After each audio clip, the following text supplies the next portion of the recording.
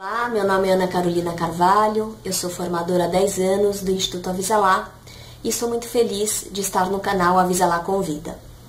Hoje nós vamos abordar práticas essenciais de leitura na educação infantil e nos anos iniciais do ensino fundamental. A primeira prática essencial é que a leitura seja uma atividade permanente. Ser uma atividade permanente significa ser uma atividade diária e planejada pelo professor. O professor ou a professora devem garantir tempos e espaços para a leitura todos os dias. E também deve garantir uma diversidade textual nestes tempos e espaços reservados à leitura.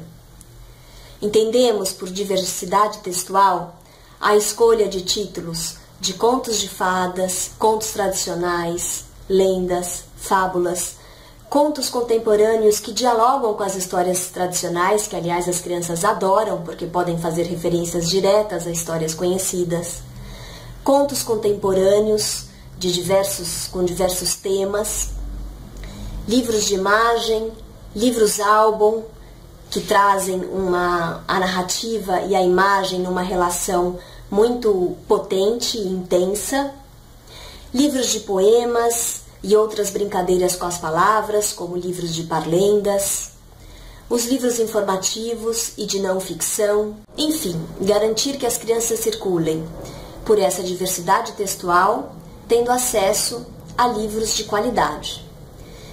Mas muitas vezes as professoras me perguntam: como escolher os melhores títulos para ler com as crianças? Tem tantas obras sendo produzidas para as crianças. Quais são as melhores? Um bom jeito e bastante eficaz é o professor ser um leitor permanente também das obras dedicadas às crianças. É preciso que os professores leiam bastante, conheçam para que possam escolher. Mas a gente também pode pensar em outros critérios. Eu gosto muito de um critério que a Beatriz Helena Robledo, uma pesquisadora colombiana, construiu para que a gente possa escolher melhor os livros que vamos ler aos nossos alunos. É o critério da duração. A Beatriz nos aconselha a observar quanto tempo aquela obra fica na gente, quanto ela reverbera. Ficamos pensando nela depois? Nos lembramos de trechos, de jeitos que o escritor escreveu determinada cena? Ficamos com o sentimento que tivemos ao ler? Esse é um critério que a gente pode levar em conta na hora de escolher um livro. O escritor mineiro Bartolomeu Campos de Queiroz também falava de algo parecido. Ele dizia que o importante critério é a gente observar se ao ler um livro temos vontade de ler para outras pessoas ou de indicar aquela leitura. Ele costumava dizer, que a beleza dói muito quando é vivida de forma solitária e que quando temos acesso a algo belo, sempre queremos compartilhar. Esses são dois critérios subjetivos que podem ser usados na hora de escolher as leituras de literatura. Em relação aos textos informativos, a pesquisadora Ana Garralón, uma pesquisadora espanhola especialista no assunto, nos traz algumas dicas. A primeira coisa é a questão da autoria. Será que alguma equipe se responsabiliza pelo texto informativo em questão? Isso é importante. O texto informativo precisa ter uma precisão de dados, de conteúdo.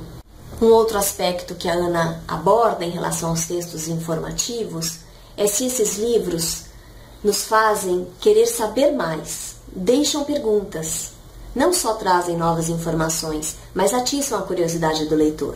Então esse é um critério também importante na hora da gente escolher esse tipo de livro que vai ler para os nossos alunos. Então falamos aqui da atividade diária permanente de leitura. Essa é uma prática essencial, que a gente precisa garantir que aconteça na escola. Uma outra prática essencial é a frequência aos espaços de leitura. Se a escola tem uma biblioteca, é muito importante que o professor, que a professora, organize um tempo na rotina, uma vez por semana, 2 vezes por semana, de ida a essa biblioteca. Mas essa ida não pode ser rapidinha, vai rápido, escolhe o livro e vai embora para a sala. É preciso também garantir um tempo de estada na biblioteca.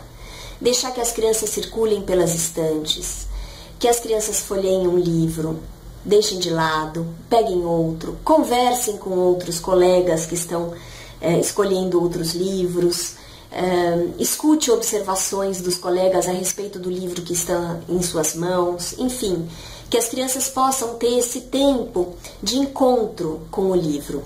Certa vez eu escutei um leitor dizendo assim, que ele precisava se perder muito nas estantes de uma biblioteca para poder se encontrar como leitor. Então a gente precisa, essa é uma prática essencial, garantir esse tempo, essa frequência a esse espaço de leitura, garantir que a criança possa ter o acesso livre, por ela mesma, ao livro.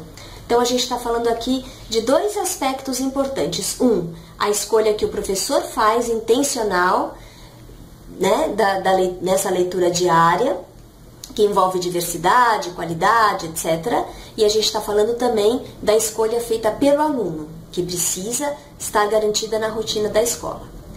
No entanto, muitas vezes, os professores falam, mas na minha escola não tem biblioteca.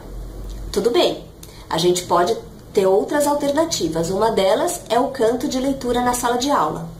Então, cuidar para que esse canto seja gostoso de ficar, cuidar para que tenha um momento em que as crianças possam frequentar o canto, né? Então, não ser apenas uma atividade residual, quando terminou a atividade, vai lá no canto e pega um livro. Não, ter um momento, por exemplo, na hora dos cantos diversificados, né? Que o canto de leitura seja um canto que a criança possa escolher, frequentar, ficar. Nesse canto, além dele ser gostoso, ser aconchegante, a gente precisa prestar uma atenção especial no acervo. Muitas vezes a gente observa que são livros de edições mais baratas que costumam ficar nesses espaços, às vezes os livros que as crianças trazem de casa. Esse é um equívoco, né? Às vezes a gente fica com uma ideia de que precisa preservar os livros de qualidade na estante do professor e deixar na estante que está ao alcance das crianças, no canto de leitura, os livros de menor qualidade.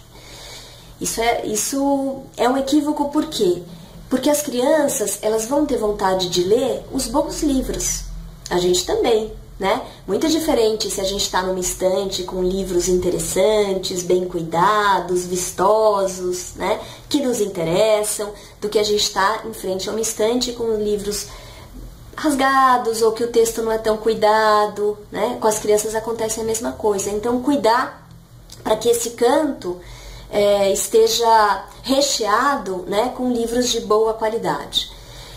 Claro que o cuidado com o livro é importante, deve fazer parte dos ensinamentos, né, que a gente faz com as crianças. Ele é um comportamento leitor importante, mas também o livro tem uma vida útil, ele não dura para sempre, ele é feito para ser manipulado, para ser usado. Um outro aspecto que a gente precisa considerar em relação a esse canto de leitura é que o acervo tenha uma troca permanente. Uma dica é trocar com o acervo de outras salas de aula.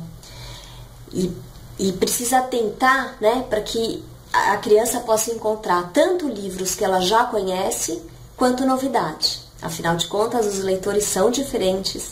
Tem leitor que gosta muito de rever um livro e tem leitor que gosta de novidade. As crianças gostam de retomar as histórias conhecidas, mas elas também gostam muito de conhecer histórias novas. Uma outra prática essencial é o empréstimo. Se possível, as crianças devem levar uma vez por semana ou a cada 15 dias um livro para casa. Representa a chance da criança levar para casa aquilo que ela viveu na escola, compartilhar com seus familiares, ler em outros ambientes diferentes da escola, permanecer um pouco mais com aquele livro.